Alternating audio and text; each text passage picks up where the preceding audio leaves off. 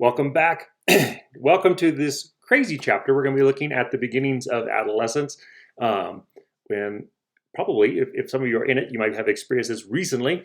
If you're at the inside of it, if on the other side you're older, like I am, you might have distinct memories of what happens with this. But yeah, welcome. We're going to be looking at chapter 9, which begins on page 311, I believe. Yep, just making sure. Yeah, if you want to follow along with the book, turn to page 311. If you want to follow along with the PowerPoints, you can find them in D2L, same place you found the video. And make sure you do the quiz for the video and for the chapter, right? 2 different quizzes. So with that, remember to listen for the 4 random facts that I'll be giving throughout the lecture. And that'll be for the lecture quiz. All right. So yeah, let's jump right into it. Chapter 9, looking at adolescence, body, and mind. So in this case, we're going to be looking at the biology, as this book has been breaking down all the way through. First chapter in the given age group is going to be in the biology side of things. The second side of it, the second chapter within that group, is on the more social aspects of it. So let's see what we find out. All right. So slide 2, puberty part 1. So the average ages and changes. So time between the first onrush of hormones and full adult physical development begins between ages 8 and 14, depending on the individual child. In the past, the average age actually was older. It was typically 14 to 16 that you would find the first onset of puberty. Typically, with the occasional kiddo that would be younger than that. But today, it's actually getting younger and younger and younger that we find the onset of puberty in both boys and girls. So yeah, kind of an interesting little bit of fact there. The average today still is about 11 or 12 is when puberty kind of sets in, with some kids getting a little earlier. The earliest I've ever heard of is around 5. There was a young girl who actually, she was impregnated because she was sexually abused. But that is very rare for that to be even possible at that early stage. It's characterized by rapid physical growth and sexual maturation, and that's essentially what puberty is. Your brain basically clicks the switch saying it is time to get things going, time to move towards having kids. All of the different, your diet and your body size and your organ maturation, all these things are all ready for this massive step of being able to have children. And so with that, it basically triggers a hormone onrush, which is why it can sometimes feel like things are going a little bit crazy when you're in the middle of experiencing this shift. Okay. Let's see. Slide 3, puberty, part 2. The sequence. So you have the hypothalamus, which signals the pituitary gland, right? Hypothalamus is the older part of the brain that's connected. Basically, it's kind of the postmaster, if you will, that sends out the signals for what to be sent out next. Okay. The pituitary gland is the dominant gland that's right next to the hypothalamus. It's right up and tucked up in there. And it is going to be, it's the part that basically sends out hormone signals to the other glands in order to let them know what they need to be releasing. So pituitary then sends hormones to the adrenal glands. In this case, the adrenal glands send out hormones that will trigger an enlarging of the gonads, the sexual reproductive organs, and the glands that are connected to them. This produces a rush of sex hormones, namely testosterone and estrogen primarily. There are other hormones that are also increased during this time. But testosterone and estrogen are going to be the 2 dominant ones. And they're going to be, it doesn't matter if you're male or female, you're going to have a spike in both of these. If you're male, you're going to have a greater spike in testosterone. If you're a female, you're going to have a greater spike in estrogen. Okay, but both are going to experience both hormones coming up. The entire brain and body are transformed by puberty. So these hormones, as they begin to basically flood your system, it causes this massive shift to occur in every part of who you are. Every physical aspect of you is going to change in this period. Okay. No pun intended on the period. Slide 4, puberty part 3, the sequence. So observable changes in girls. Okay. So nipple growth and a few pubic hairs are going to be kind of the first obvious signs, right? The beginning, the buds basically of the breasts will begin to show themselves. And pubic hair, basically body hair, will start to show up more than it had before. Okay. There's an increase in height, while fat, especially at the breast and hips, will begin to accumulate. So girls begin to take on that kind of hourglass shape, typically, right? That's going to be the go-to to some extent. And to some extent, that's a survival mechanism. Those having fat in those areas is going to make it easier to bear children in the future, right? And as far as your body's concerned, in the near future. This is also the time when you're going to really start having a distinct shift between the two sexes, right? If I take an average 7 or 8 year old kid and I have a boy and a girl, and I give them the same haircut and I dress them exactly the same, it's going to be really difficult to tell which one is which, typically, right? The male might have a little more masculine look, or like a little more edge to the jaw and things like that, and the female might be a little softer looking. But generally speaking, at a glance, it would be very difficult to tell which one was male, which one was female. At this point, that becomes very much more obvious, the two different groups, right? So yeah, you have a spike in height, body changes. First menstrual period, or menarche, is followed by more growth. Okay. So basically, this will be the time when, again, that's the woman's body getting ready to be able to produce children, be able to create children. And so with that, you also have a spike in height, typically directly following this. Body growth is complete by 4 years after it began.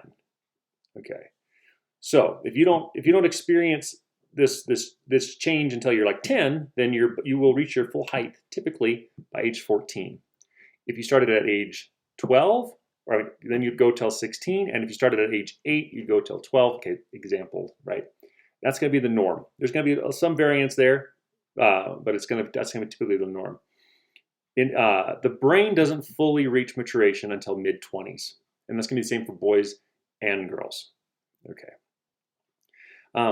And in some ways, the brain actually kind of gets stunted a little bit naturally. Every person's going to experience this, where it slows down its progression as far as the connections of the thinking, the more logical thinking and plans, because the flood of hormones kind of overrides the logical portion of the brain.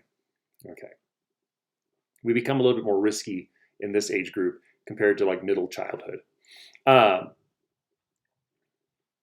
yeah. That's going to be the big changes here. Okay. This is also interestingly, girls will typically the onset of puberty will generally hit girls before it hits boys, which is why oftentimes, somewhere in like middle school-ish, suddenly all the girls are taller than the boys, which can be kind of stressful for the girls in many cases. But then once they catch up and then generally pass the girls on average. Okay. All right, slide 5, puberty part 4, sequence observable changes in boys.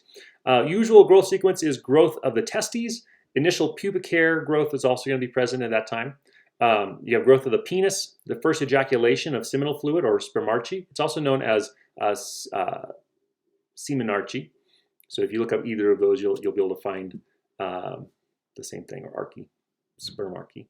Appearance of facial hair will also begin to show itself. Okay. Peak growth spurt, the deepening of voice, and final pubic hair growth generally occur fairly soon after puberty first sets in. So you'll have generally there'll be a height spike suddenly around 14 to 16 for most boys. I had one friend that he went off to the Marines. When he went to the Marines, he was actually pretty short by all of my friends' standards. He was about 5'7"-ish. Went to the Marines for a year, came back home, and he was 6'4". I was like, whoa, the Marines did a lot for you. But boys generally will continue to grow and have the potential to grow until 2021, give or take. That final height will generally be reached by that period. So the final height is not as dependent upon when puberty starts for boys. It really has to do with just reaching that age of around 20. Brain development still won't reach its full maturity generally till mid-20s, 25, give or take. Okay, 24 to 26, give or take. So yeah. Let's see, anything else there? No, I think that's pretty much everything on that one. Okay. First random fact, I'm going to go ahead and throw this one out there while we're here. The average American child receives $3.70 per tooth that falls out when they put it under the pillow for the tooth fairy. When you average them all out, it's $3.70 per tooth. So that means for every kid that gets a quarter, there's some kid out there that must be getting like $10. Anyway, okay, puberty part 5, slide 6. Psychological effects. Hormones instigate attraction and precipitate emotions. Basically, the hormones are setting you on fire and telling you need to go have children, right? It is time to reproduce and get your offspring going, get your genetics into the next generation. And that onset of these hormones is going to start making you basically attracted potentially to pretty much everything. Our brains basically kind of lose sense in this perspective. Like when you're a little kid, you don't care at all, right? Suddenly this happens, and suddenly you're confused as far as like even what it is that you might even be attracted to. It settles down, thankfully, by early adulthood, but until it settles down, it can be quite a trip to be moving through this. Genes and earlier experiences interact with hormones, so you're going to have some genetic tendencies and things like that, which will interact with those hormones. If you've had experiences, there's actually a lot of things that can happen here, including even in shaping our sexual attraction and things like that. Depending on what kind of experiences you've had up to this point, if you had like very little sexual type of experiences, that's ideal in most cases. And in that case, it has less to work with. Okay, which again is actually a good thing. This is kind of a time of discovery. On the other hand, if you have had sexual encounters before this has set in, it's oftentimes connected to abuse for one thing, which is why that's a negative. But that can also kind of shape how this experience plays out. Okay. So there's going to be more moodiness and psychopathy at extremes during this period. So just, I mean, emotional wise, right? If everything is on an average person and there's nothing going really that wrong, you're going to still have like moments when you're like just super happy, everything is going good, and then suddenly you're just unbelievably sad and you can't figure out why, and then you're just angry at everything and you don't know why there's that anger. You just want to like go punch things. That's normal, unfortunately, right? We actually will experience emotions at their highest in this period because the part of the brain that actually kind of keeps the emotions in check isn't fully developed yet. So we are experiencing the hormonal levels of an adult, and actually above the hormonal levels of an adult as far as the emotions that are getting produced by them, without the brain circuitry to kind of, pull it in and make it more controllable. And so typically when you are feeling a given emotion in this period, it's the biggest that you'll ever feel it in your life, right? When you're happy, you're as happy as you're ever going to be at any point in your life. When you're sad, there's probably not going to be another point in your life when you can feel any sadder. When you're angry, it's like full-on Hulk rage, right? And so that kind of is a struggle, and part of the reason why this can feel like things get out of control in some cases. As far as like the psychopathology side of things, boys, this is typically when schizophrenia, if there is a tendency towards that, it will begin to show itself with the onset of puberty. Basically, the hormonal rush seems to trigger the parts of the brain that will then lead to schizophrenia. Girls, the typical one that they're going to struggle with is severe depression. Now, it's not to say that boys don't struggle with depression also. We'll look at that later. But girls are oftentimes going to struggle with deeper depression in this period than the boys will. And that's likely due to the differences in hormone levels, although it does differ from person to person on the whys and all that kind of stuff. So sexual thoughts can cause physiological and neurological processes, not just result from them. Basically, our body's actions can cause our brain, our psychology to trigger, or our psychology, our thinking, can actually trigger our body to respond during this period. So if you are thinking about sexual things or being exposed to seeing sexual things, your body will respond in kind. And if your body feels aroused, then at the same time, your mind will generally respond in kind. Okay. Slide 7, puberty part 6, brain development. So the limbic system, where the fear and emotional impulses matures before the prefrontal cortex. Like I was saying, the parts of the brain basically that are producing these emotions are there first, versus the part of the brain that says, like, here's how we control them. So planning ahead and emotional regulation, that isn't there yet. That actually doesn't fully develop until, again, mid-20s. But at this point, the limbic system, that older part of the brain that's connected to emotions, is reaching maturity, essentially. So the prefrontal cortex is limited in connections and engagement and may be overwhelmed with impulses. Basically, the part of the brain that's like, this seems like fun, let's do it, is much stronger than the part of the brain that goes, that might get you hurt, or that might be dumb, you might get in trouble, or you could, get killed, which is kind of a struggle in this period. Pubertal hormones directly affect the amygdala, again, which is also causing all of this potential for craziness. And it's actually a good thing, generally. It is potentially dangerous on from individual to individual, but what it essentially is doing is it's making you reach out and do things that will get you more experience, that will basically allow you to then have more tools to work with in the future. Okay, slide 8, puberty, part 7. Same people, but not the same brain. This is an image of brain scans that they took. You can also find it on page 314 if you're following along with the book. It says these brain scans are part of a longitudinal study that repeatedly compared the proportion of gray matter from childhood through adolescence. Gray matter is what we're wanting to see reduce. We want it to be replaced by white matter. And that's basically what we're seeing here in this process. So at a 5-year-old, all those hot spots, those red areas of the brain, is where you see a high amount of gray matter. Okay.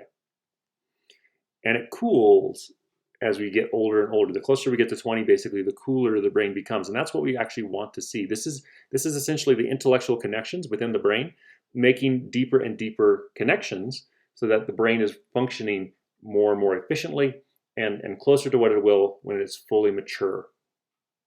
Okay. Yes, white matter is what we're wanting to see. One interesting thing, they've actually found that people who, as they age, when they move into like older adulthood, many people, the accumulation of gray matter can actually be an indicator of potential issues within the brain later on in life. We'll look at that when we look at the senior years, basically, the kind of 65 up. But that's something that they've been finding, is that there's a lot of times people who struggle with different forms of dementia, for lack of a better word, it oftentimes is connected to increased amounts of gray matter. So essentially, your brain is moving backwards in its development when that happens. Okay. But at this point, for most people, 99.99999% or whatever, the brain is moving towards white matter. So, slide 9, puberty part 8, the body rhythms. Day-night cycle of biological activity occurs approximately every 24 hours, which is where you get the circadian rhythm. Okay, circadian means about a day when you translate it.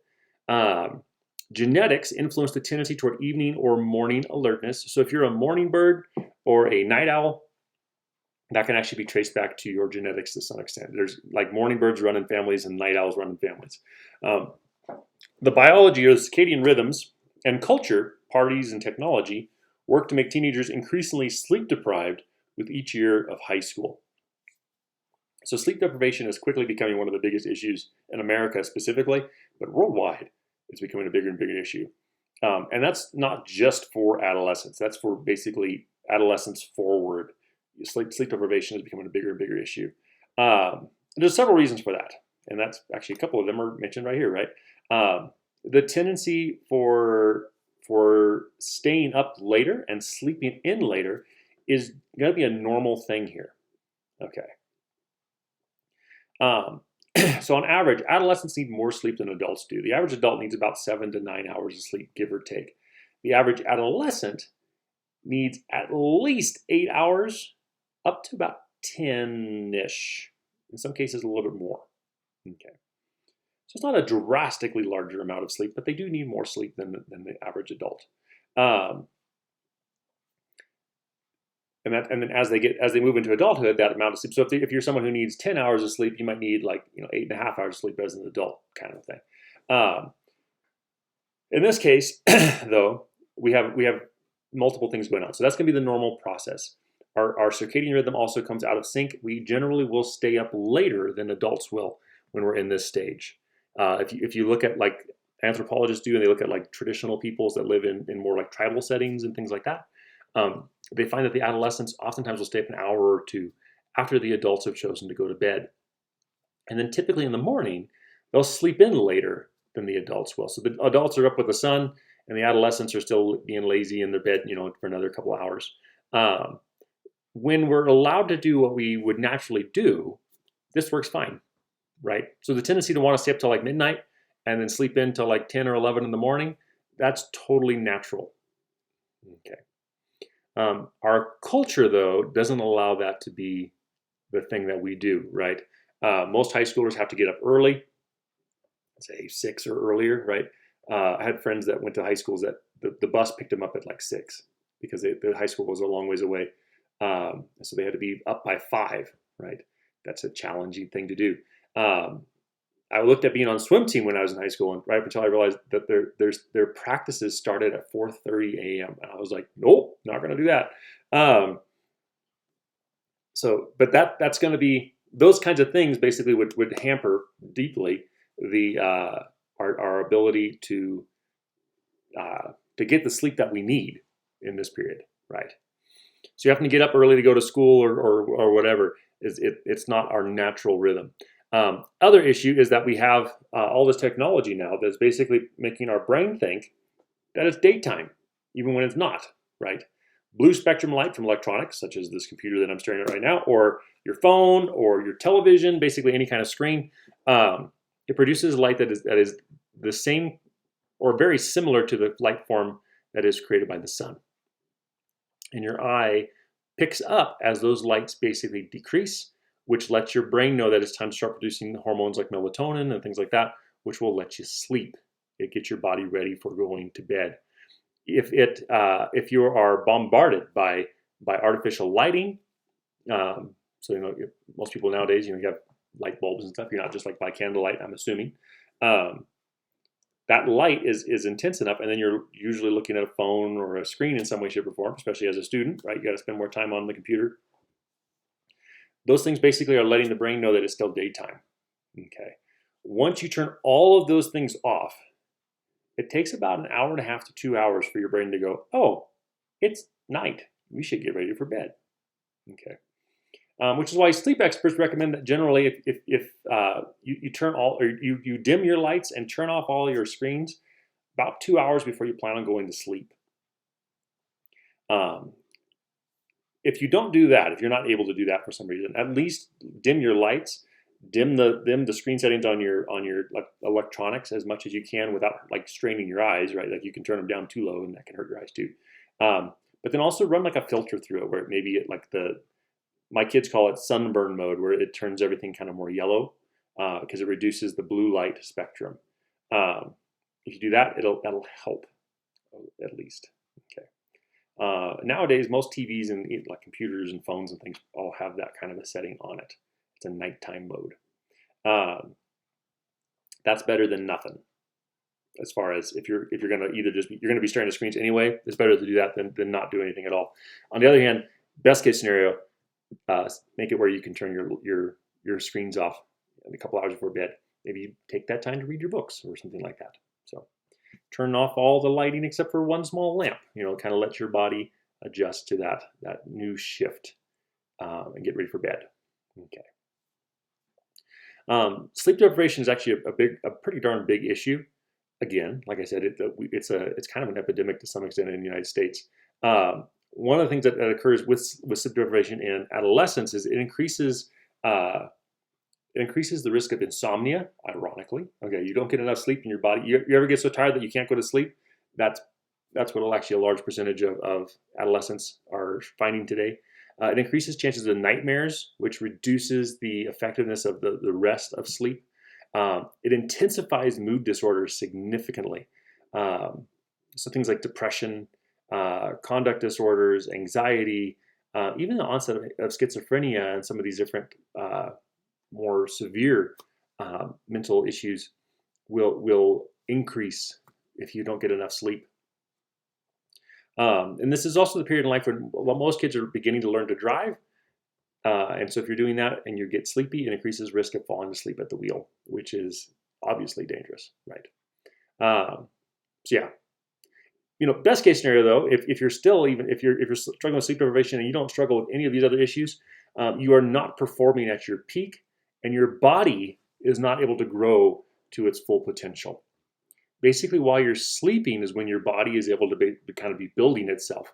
So both the organs, your muscle skeletal system, and the nervous system is working on building itself during those times of sleep. So if you don't get enough sleep, you're basically stunting yourself to some extent in your ability to mature.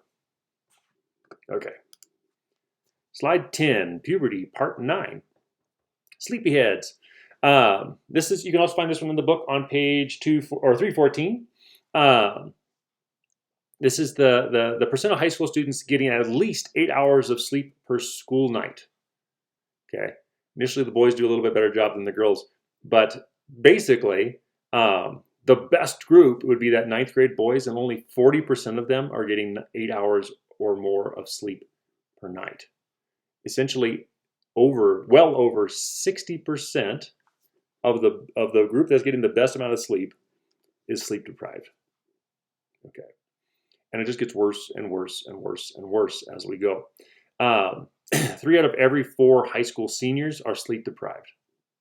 And unfortunately, that actually that tendency continues right on into college. So we do a lot of things to try to counter this, right? We drink like a lot of coffee or energy drinks and things like this, which uses caffeine. Caffeine is a highly addictive substance. I like caffeine. Shoot, I drink tea and coffee all the time, but it's highly addictive, right? There's a reason why Starbucks is able to charge $5 for a cup of coffee, and people are willing to pay for that. You get addicted to it, so therefore you're willing to pay the crazy prices that they're asking for it, right? But anyway, those are going to be some of the things that we try to do. We look at if most kids go to sleep at midnight, right, which is going to be the natural norm in adolescence, and you have to be at school by 8. That means you got to get up, between 6 and 7, likely, meaning you're lucky to get 6 or 7 hours of sleep per night. And that's if you go to bed at midnight. I know a lot of kids in adolescence that are, they're staying up till 2, 3, 4 in the morning. Then you're lucky to get 3 or 4 hours of sleep. And that is not a good thing to do in this period. That's not a good thing to do at any point in life, but that's really not a good thing to do in this period while our brains and bodies are developing. Okay. Slide 11. Inside the brain, impulses, rewards, and reflections. So hormones, especially testosterone, fuel emotional impulses. So this tendency of having these raging hormones, these raging emotions that are good, bad, ugly, are directly connected to testosterone specifically. Heightened arousal occurs in and influences the brain's reward center, especially risk-taking. So testosterone, more than any other hormone they found, wants you to go do risky behaviors, right? The adrenaline junkies and things like that oftentimes have very high testosterone levels.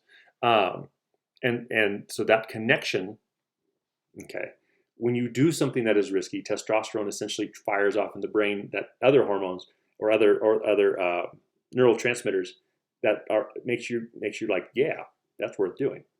Okay, you should do that some more. Social approval is crucial, and rejection from peers is especially painful, which also is going to be influencing our tendency towards riskier behaviors. Okay, an adolescent by themselves with no one else around is actually pretty darn safe.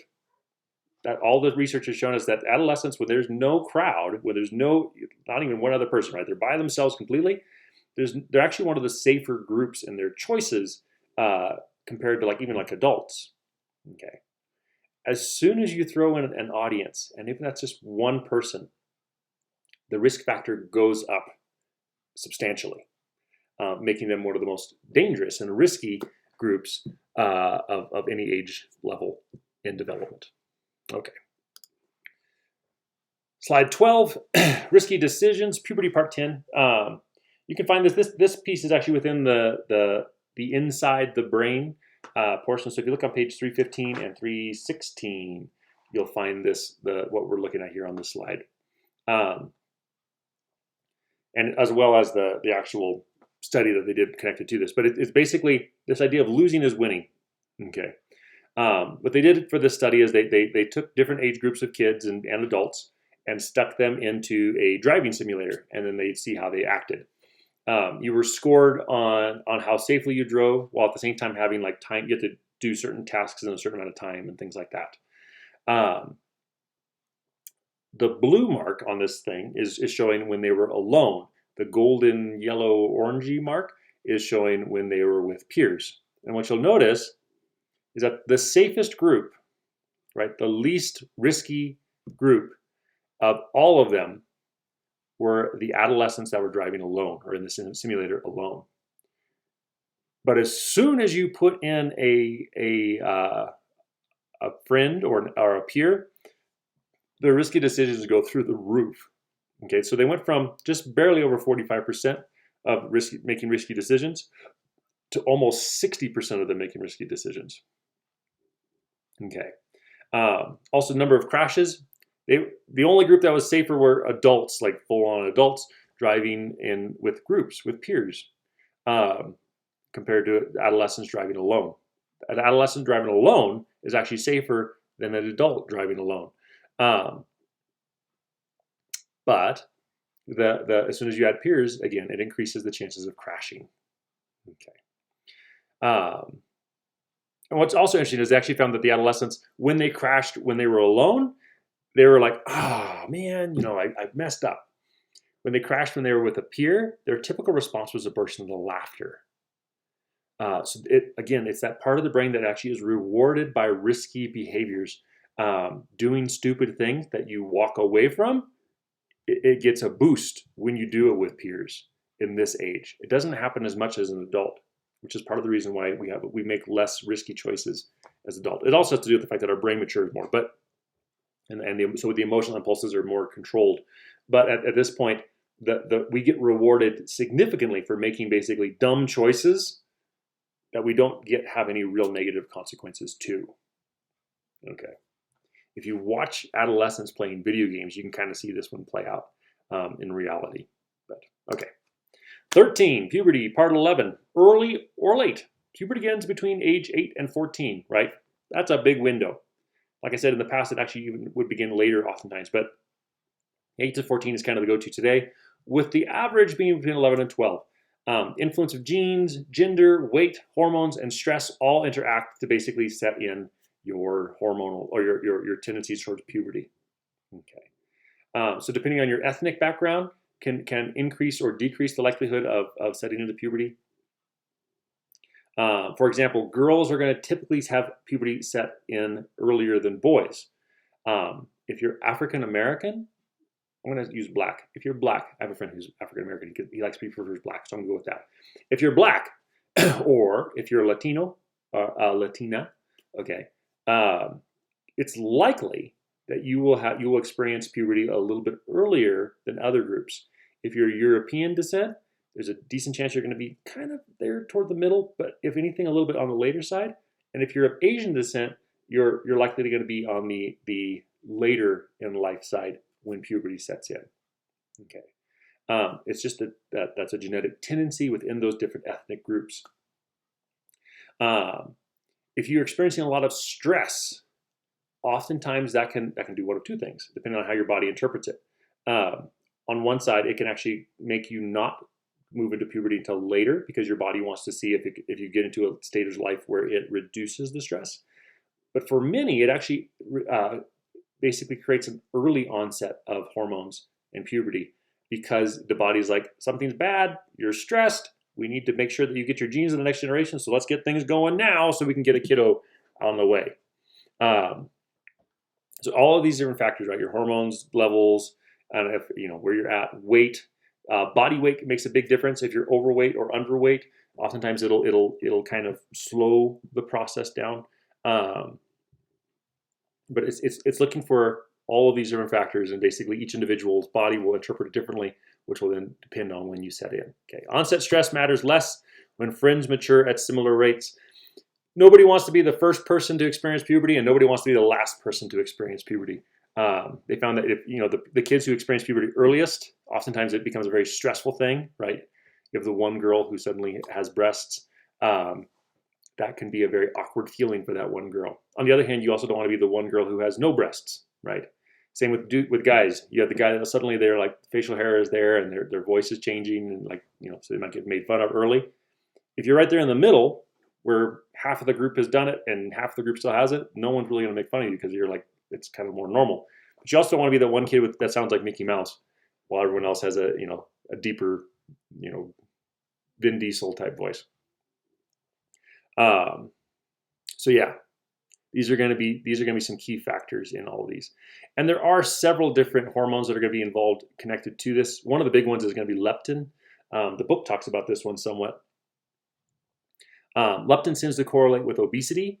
It also tends to correlate with early puberty, and then it also connects with early termination of growth. So if you have higher levels of leptin, it can increase or decrease the likelihood of these things happening for girls specifically. So yeah, it is important to have the proper amount of different hormones at different stages. Too much or too little can affect negative things. Okay. So too little also for girls, too little leptin will decrease their appetite. It reduces their energy, and it generally will reduce the likelihood of puberty setting in. So it's a sweet spot between those two things. Okay. Slide 14, growth, nutrition, and sex. Yet again, there's the four things, right? We need enough sleep, need to eat well, need to drink enough water. That's kind of connected to eat well. Need to exercise, and we need to breathe. If you do those things, you're good to go. And you'll have your best chances of reaching your full potential if you have adequate amounts of all of those things. But anyway, growing bigger and stronger. So each body part increases in size on a schedule. Growth proceeds from extremities to the core. So typically it's just like little babies, growth is going to happen top down and out in. Okay. This is where you get the kind of awkward puppy stage where suddenly you got like giant hands and giant feet, while the rest of you is out of proportion, and then you kind of catch up to it. Typically what happens, then pretty soon you have like that kind of colt, like long-legged look, and everything in your body's still small, and then it catches up. Okay. So we work outwards, inwards, and typically top down, which can be quite awkward in this stage when you have a drastic growth spurt. Oftentimes, you end up with that real leggy look, right? Height spurt follows the weight spurt, and then a muscle spurt occurs. So we grow higher first. Actually, I take that. We grow heavier first, then it stretches us out, and then we grow muscle. Okay, so these spurts precede increase in bone mass. Our bones are getting stretched. It's kind of like taking one clump of Play-Doh and then you stretch it out. The more you stretch it, the thinner it gets. Our bones are going to experience that. So once the bones have reached length, then they begin to increase in density. With that, though, there's going to be an increased chance of breaking bones in this period. Once puberty is setting in, it's actually the highest risk of breaking bones until much later in life, once you reach old age. Skin becomes oilier, sweatier, and more acne prone, and hair grows under the arms, on faces, and over the sex organs. All of these things can be quite stressful for kids who are just really wanting to fit in right at this point. Middle childhood, that's kind of the in the middle childhood, you're wanting to fit in. You know, the little girls wearing pink, or all the boys that play the same game or whatever. We want to fit in with the group. And so these new changes in our physiology and everything can basically throw things out of whack, and it can become very stressful. Not to mention you also have these hormone blasts, which are making things stressful anyway. So it becomes an interesting time of life to navigate. Okay. Slide 15, growth, nutrition, and sex, part 1. Remember, the body, brain, and behavior always interact. Okay, what you are thinking is directly affected by what you are experiencing bodily, right? The things that you do also affect how your body acts and how you think. How you think affects how your body acts and what you do. Okay, so all these things are going to be interconnected deeply. So sexual thoughts themselves can cause physiological and neurological processes, not just result from them. We already talked about that at the beginning of this. Rising cortisol levels. So hormones are going to rise. All hormones are basically going to rise during this time, not just the sexual hormones. So cortisol, which is typically a stress hormone, is also going to naturally increase during this time, which increases the likelihood of anger and frustration becoming a bigger thing. This, tied in with the higher levels of testosterone, makes for a potentially explosive experience for the individual. Emotions then increase hormones, right? Hormones are rising, therefore our emotions rise. We experience the emotions psychologically, which might actually stress us out a little bit more, right? It increases our emotion essentially. So then it increases as our emotions are rising and our experience of those emotions are rising, our hormones begin to rise again, and it becomes this kind of vicious cycle, right? We have more and more hormones, which is causing more and more emotion, which is causing more and more hormones through this period. And it's just part of it. If you can help kids kind of navigate that, that's the best thing that you can typically do. Give them maybe some tools to help kind of calm themselves when they begin to feel this escalation. Stopping and breathing can be one of the best things you can do to kind of bring yourself back in. You can almost look at it as like the energy. This might sound new agey mumbo jumbo, but it really does play out. The emotional energy is building up within them, and it kind of spreads them out. If you stop and breathe, it pulls you back in. Okay. This isn't, again, it's not religious at all. It's just psychology. Stopping and breathing is one of the best things you can do when you begin to feel your emotions coming up, because it's the stopping really that is the important part. The breathing also increases like oxygen and things, which allows your brain to function a little higher. But it's the intentional, like that intentional release of energy that is getting built up in you can allow you to move through the emotions more easily. Okay. 16, Growth, Nutrition, and Sex, Part 2, Diet Deficiencies. Many adolescents have unhealthy diets. At least in my experience, this would be like a no duh, right? When I was high school age, I think I survived on pizza, chips, and Mountain Dew for the most part. And it wasn't because like I would eat good while I was at home, but then I 16, I would be out and about with friends, and we would eat garbage all the time. So there's a high chance of deficiencies within iron, calcium, zinc, and other minerals. But our minerals, the macro and micronutrients are going to be extremely important in this stage because our bodies and brains are growing drastically fast compared to any other time in life. Because of that extensive growth, we're using up all of our resources much more quickly, right? It's like if you have a building project and you have a steady supply of certain things, but then you increase the speed at which you're building, you have to also increase the amount of supplies that are coming in. If you don't, you run out of supplies, and that's essentially what's happening for a lot of kids because they're not eating diets that are rich in the nutrients that they need. Iron depletion from menstruation, intensive physical labor, or sports are all big things here. It's actually becoming even more recently. Iron deficiency is becoming a big issue for a lot of adolescents. It always has been an issue because we are pushing ourselves harder, oftentimes physically in this period, not like just naturally, but also just our actions typically kind of pick up at this point.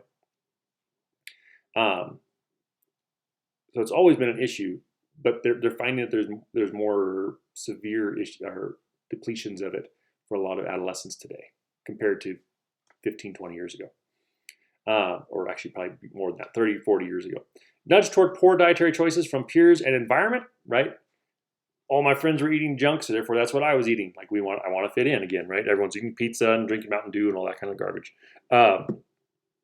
Also, I'm not sure, I haven't been into a school, like at high school and stuff for several years, but in the past, all the vending machines were all garbage, right? Like there's chips and cookies and all the stuff that high schoolers like to eat because it's pleasurable to the brain, even though it's not really good for the body.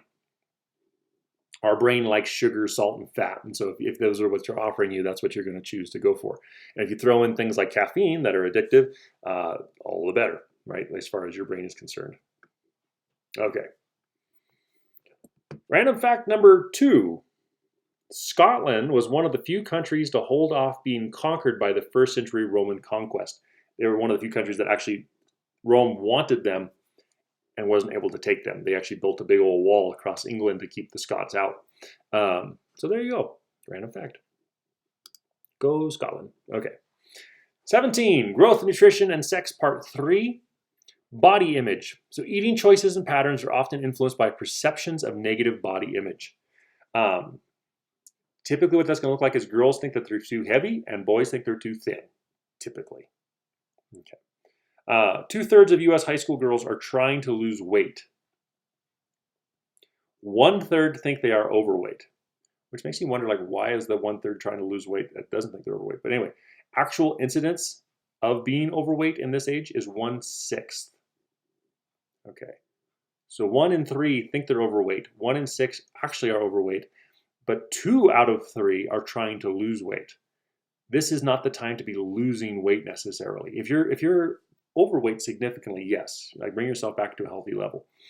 But this is a time when your body, again, needs all these nutrients. But if I'm worried about being overweight and overly worried about it, and my body image doesn't actually sync up with the reality, I can actually be damaging myself potentially long term.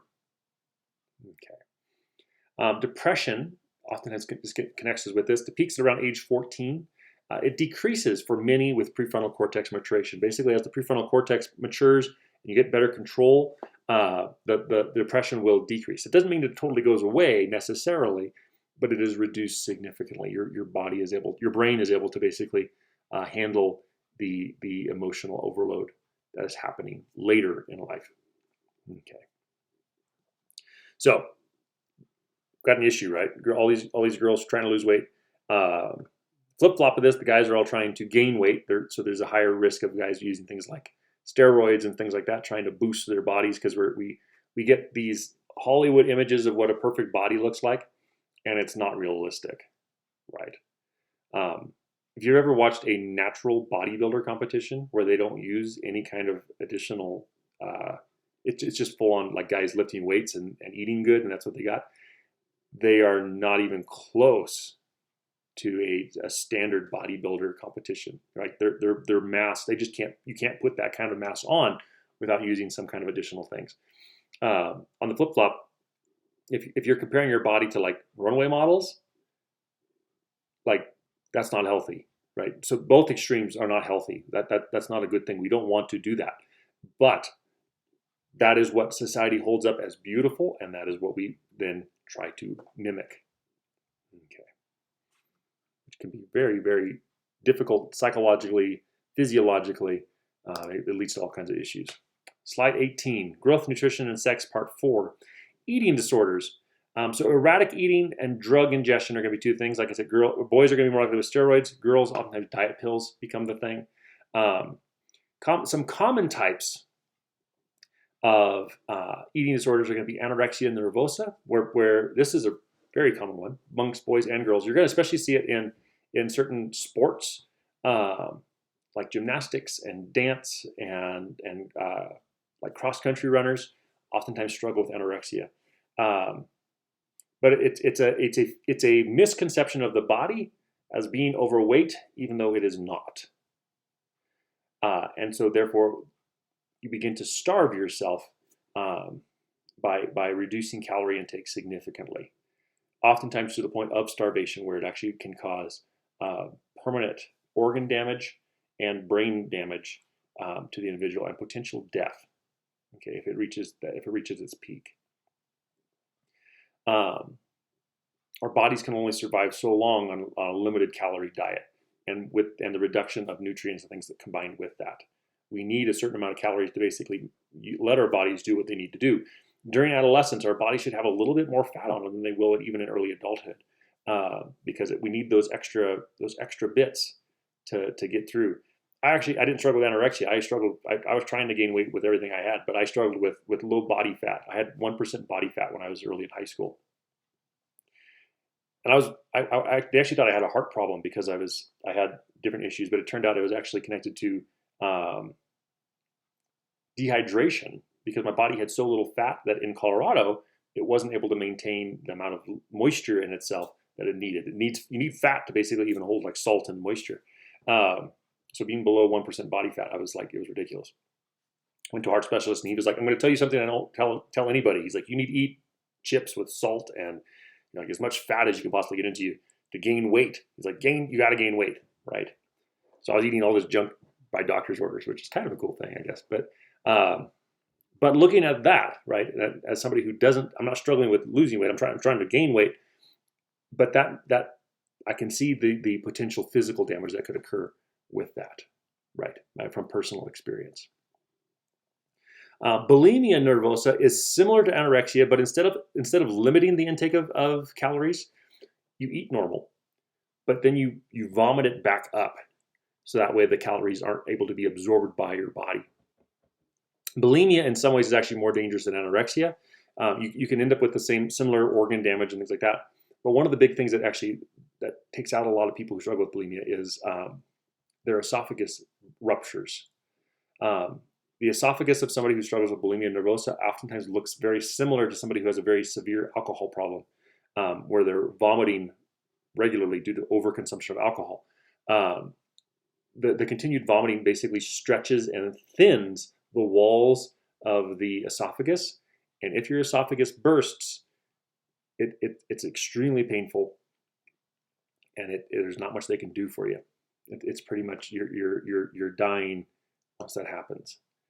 So yeah, it's extremely dangerous with that one. Binge eating disorder is another one where you basically you go back and forth between feast and famine kind of a thing. You starve yourself for a period, and then you just eat and eat and eat and eat and eat and eat and eat, and then you starve yourself, and then you eat and eat and eat, and then you starve yourself. I've seen some adolescents that are beginning to. You shouldn't be doing this if you're an adolescent, but I've seen some that are beginning to do things like, what is it? It's kind of fasting, where basically you go for like 18 hours without eating, and then you eat in a small window. It can be very good specifically for adult men. Okay, I would definitely talk to a doctor before you choose to do it. It's going to come to me like in 2 slides, I bet you. But anyway, but they found that it's very good for specifically adult men. The adult male body seems to function best on that compared to anybody else in the population. If you're doing this in adolescence, though, it doesn't get you the adequate nutrients that you need, and it lends itself to this binge eating, right? It seems like there for a little while I was getting really pushed by a lot of health people, like, this fixes all these problems and stuff. And again, for certain groups it does. This typically is not the group in which that is going to help. Fasting and things like that this is not the time in life to be doing that. Okay. Because it lends itself to abuse. We don't have the mental capabilities basically in this stage to do this with balance. And that's the tricky part. Okay. Slide 19, growth, nutrition, and sex, part 5, sexual maturation. So sexuality is multidimensional, complicated, and variable.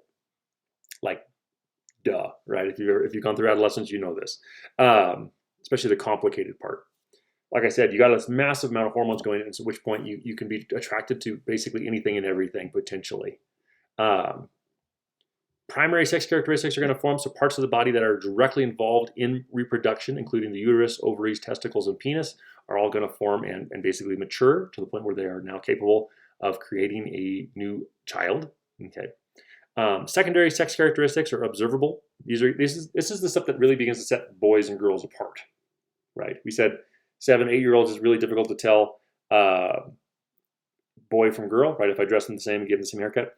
This stage, if I gave you the same clothes and the same haircut for most of the time, I could still easily tell the boy versus the girl, right? You put me in a dress and I still look like a boy, right? But so observable physical traits are not directly involved in reproduction, but that indicate sexual maturity.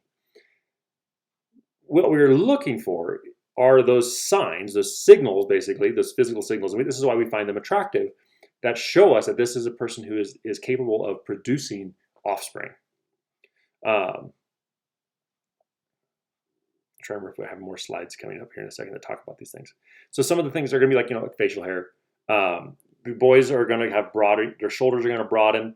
They're oftentimes their hips will slim or narrow, so you get kind of that V to some extent. Okay, um, but the shoulders broadening is really the big thing.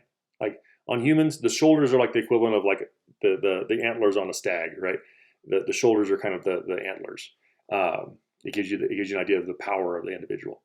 Um, they're going to get taller. They're going to get stronger. All those things for the boys, right? Girls get that hourglass shape. Hips broaden. And again, getting prepared for giving birth. The breasts will enlarge and grow, and you'll kind of get a little bit of broadening in the shoulders, but not so much. And the trunk area will generally kind of narrow to some extent. Okay, so you get that hourglass. And then oftentimes for girls, actually, their voice might actually go a little higher in pitch, especially when they're ovulating. So guys' voices drop, right? And that's a secondary sex characteristic. Girls' voices, depending on the levels of testosterone and estrogen causes the voice to actually go higher in tone, whereas the testosterone causes it to lower. And so a lot of times, a lot of girls, when they're ovulating, they'll have an increase in estrogen. And with that increase in estrogen, their voice pitch will actually rise slightly compared to at other points in the month. And so that'll be another sign that they are sexually mature and capable of offspring. Okay. Slide 20. Growth, Nutrition, and Sex, Part 6, Sexual Maturation and Psychological Impact. So biology causes all sex characteristics, but psychology determines their impact, right? Biology this is just happening. But how I handle it, how it impacts me and my development is my thinking. Okay, so sex hormones affect the brain, and many culturally influenced thoughts and behaviors reflect an increased understanding of sexuality. Masturbation is common for both sexes, usually in this starting point. To some extent, that is going to be culturally influenced. There actually are groups where you will not find masturbation to be a thing. Example, they were trying to do a study on sexual potency of a group. If I remember right, it was in the Congo jungle in the Republic of the Congo in Africa. But they were having an extremely difficult time getting samples from the men specifically, because they were the idea of masturbation was just like terrible to them, and they had to do this in order to get it. So when it came down to it, they finally got some samples from these guys, but they found even with these samples, it had female menstrual fluids connected within it, basically. So in other words, these guys didn't really masturbate per se until the very, very last moment, and that's how they kind of overcame it. But a lot of groups around the world, masturbation is not as common today. In the West, it is. We also have an unusual amount of pornography and things like that, so that differences there, right? But the idea of stimulating oneself is it's pretty average in this stage, right? Even if you don't do it intentionally, it's much more easy. You are much more easily stimulated in this age group compared to later in life. Okay. 21, Growth, Nutrition, and Sex, Part 7, Sexual Maturation and Sexual Intercourse. So Finnish researchers found sexually experienced 13-year-olds were more depressed, rebellious, and drug abusing, and then the trend reversed by age 19. Again, this is in Finland, so you got to kind of take that into account, right? Different cultures, different ideas. But what they found is basically the younger that you begin sexual intercourse, to some extent, the more likely you are to struggle with different things like depression and things like that. On the other hand, if you make it into adulthood, assuming that you are wanting to engage in intercourse, by early adulthood, if you haven't had a chance to do so, that then increases the likelihood of depression, rebellious behaviors, and then like drug abuse and things like that. So it's kind of an interesting indicator, right? Like early on, sex itself is not good. Later on, the desire for sex, but the inability to achieve it is a struggle. Sexual activity of friends is one of the best predictors of sexual activity of the adolescent. If you think, and this is the key there, if you think that your friends are sexually active, you are going to be more likely to become sexually active yourself. On the other hand, if you think all of your friends are virgins, you are much more likely to remain a virgin yourself and to be more comfortable with either of those things, right? So every gender, ethnic, and age group has become less active than the previous cohorts. In the last 20 years, we've actually seen a decline in sexual activity within adolescents. Excuse me. Some say that this is a good thing, right? But the question is, why? If it's just because they're choosing not to, then that actually might be a good thing, right? We're holding off until we're getting more mature and are willing to like settle into a full-time relationship and all these kinds of things. The trouble with this is that doesn't seem to necessarily be the case. It actually seems to be a desocialization of experiences. It'd be interesting to see. Actually, I haven't seen anything since this on this kind of stuff with COVID stuff. I bet you this would be even like higher through the roof.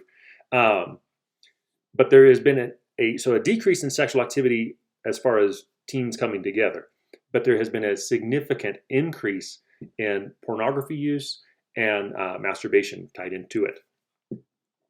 And there has been, in the last 15 years, they've been doing a lot of research on the effects of pornography in the developing brain, and they're finding that it has some pretty drastically negative impacts on the brain as it is developing in this stage. In some cases, by the time they reach early adulthood, men specifically were unable to ejaculate in a natural sexual relationship because they had hardwired their brain to the novelty of pornography to the point where they basically masturbation and pornography were the only thing that they could get off on, literally. So it can become a real issue. Not to mention that it floods your brain with a ridiculous amount of hormones and neural transmitters and things that it can become addicting, similarly to like cocaine. So it's very difficult to break the habit of observing pornography once you've engaged in it. Okay. There's a lot of research out there, so if you want to, I can give you additional things. Message me if you'd like to. I can send you some different things, information on that, the things that they've been working on. But we'll leave it there for now. Or you can also take the human sexuality class. They discussed all that in that class, if that is something that is interesting to you. So, 22, Growth, Nutrition, and Sex, Part 8, Sexual Problems in Adolescence. So positive trends, these are some things are good. There's a decreased teen births overall, okay. Increased use of protection, so if adolescents are choosing to engage, they are more likely to use protection than they were in the past. And decreased teen abortion, which is always a good thing in every case. So those are great, right? Good things. Problems. Earlier puberty and sex before age 15 is becoming more likely.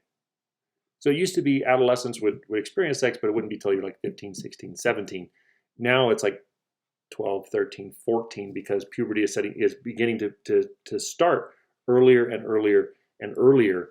Over the last 50 years, we've seen a decrease in the average age of puberty for overall.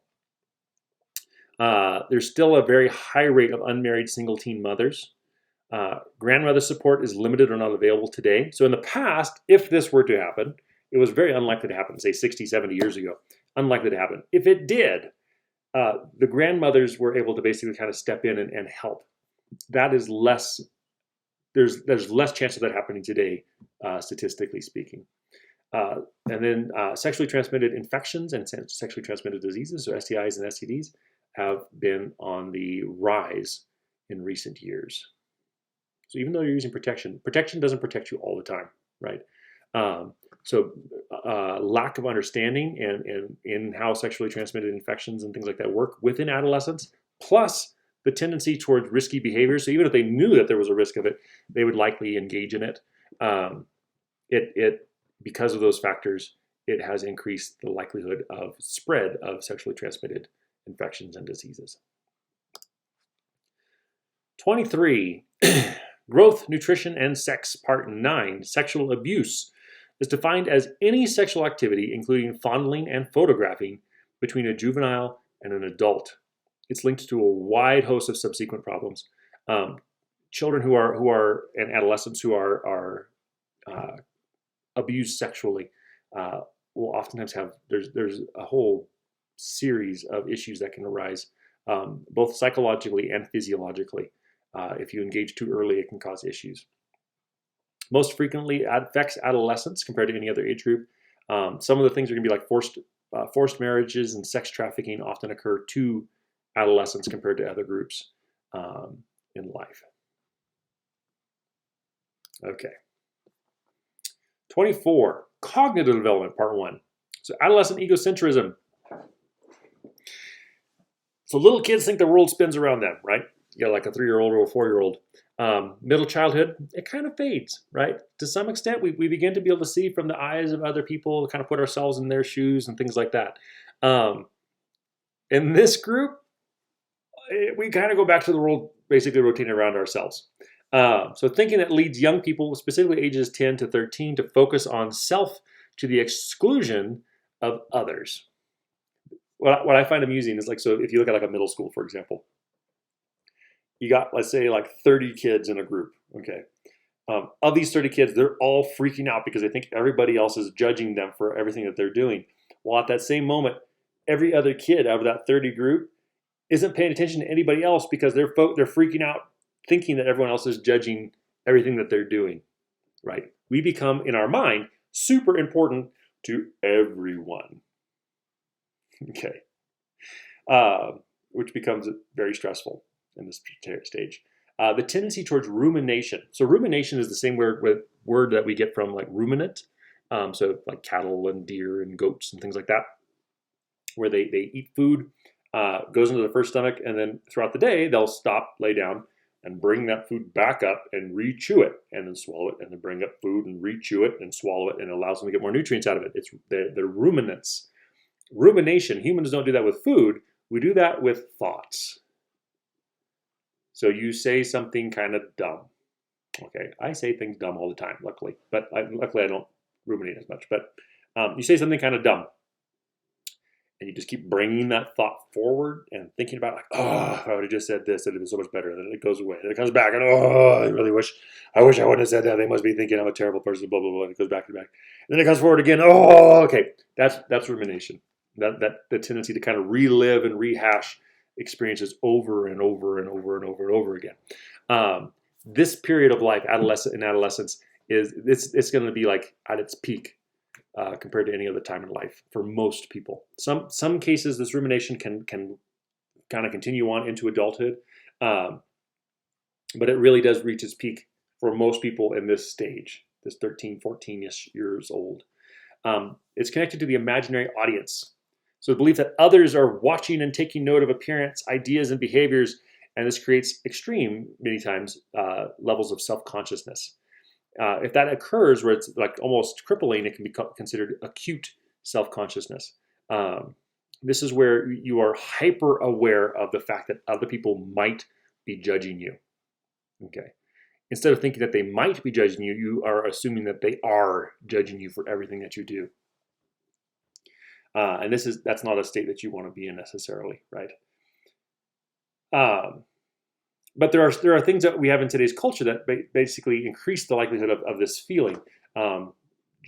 Namely, social media, right?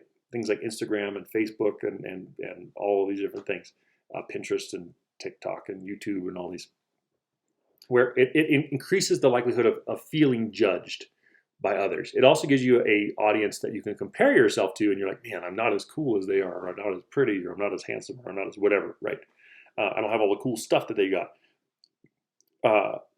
These tools have basically become a means to increasing the effects of the imaginary audience in this period of life. Excuse me. Sorry, I kind of got the hiccups.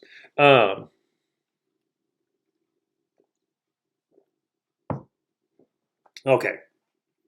So egocentrism mixed with imaginary audience come together and life gets more complicated, right? A small kid, 7, 8 years old, right? This is where you can kind of see it at Walmart or Target or wherever, and their favorite song comes on the radio and they're like woo, I love this song. And they kind of like start dancing to it and kind of, they don't care about who's watching them. By this period, good luck, right? They won't even want to say it's their favorite song because somebody might judge them for thinking this song is cool. Unless everyone else says that it's their favorite song, and then they're like, oh, cool, I like that song too, right? You don't want to be the kid at this point, or the adolescent at this point that's like, I really like such and such, and everyone else is like, that's dumb, because you've just been, slammed, basically. 25, Cognitive Development Part 2, Personal Fable. So one thing that makes it a little easier to understand humans is if you realize that we are creatures of story. We tell ourselves stories about everything, and that's how we understand the world, is through story.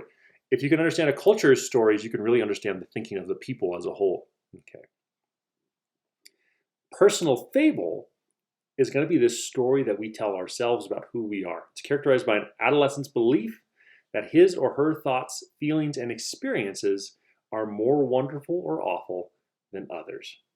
Okay, personal example of this one. It wasn't something that I personally did, but it was something that I experienced outside. I was first getting into the counseling. I was doing my internship. I had a girl that was coming in and working with me on a regular basis. She came in about once a month. And she came in one day and she was just in tears, just falling apart. And I was like, what happened? Like, why are you were doing good. Why are you just in tears? And she was like, barely gets it out. I just broke up with my boyfriend. We were together for so long, and all this stuff. And I was like, oh man, okay. Interestingly, at that time, I had literally just broken up with a girl that I'd been going out with for a long time, well over a year. And so I was like, oh, like empathy, like at the moment, right? One of the few times in my life when I've really been able to see empathy in this. And I'm like, oh, I can feel you. How long were you going together? We were together for 6 weeks. And immediately my empathy just like went out the window. But what she was experiencing, and that's the thinking, right? For her experience, that was a long-term relationship. She never had a relationship any longer than that. She was like 15, maybe. Okay. But, right, when I was like, I can feel what you're feeling, right? Like I've felt, it's like, no, you can't understand. That right there is personal fable, right? No one has felt as happy or as sad or as angry or as whatever as I am currently feeling right now. Part of the reason for that, or part of the reason for that experience of it, or a feeling of no one else has ever experienced this, is because you, up until this point, were incapable of feeling emotions at this level. So we assume that we are like a super emotional creature compared to every other person on the planet and are experiencing emotions at a much greater level than anyone else has ever experienced, without realizing that it will fade, right?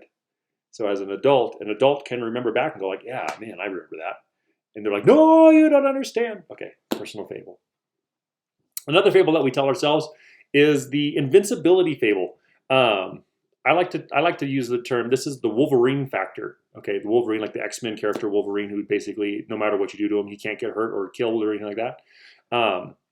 That's kind of what adolescents are basically experiencing, or feeling like they are, right? It's characterized by the, just a second, my door just, I am back. Sorry, the door opened and we had a gust of wind hit our house, and I think it flexed the house a little bit. But anyway,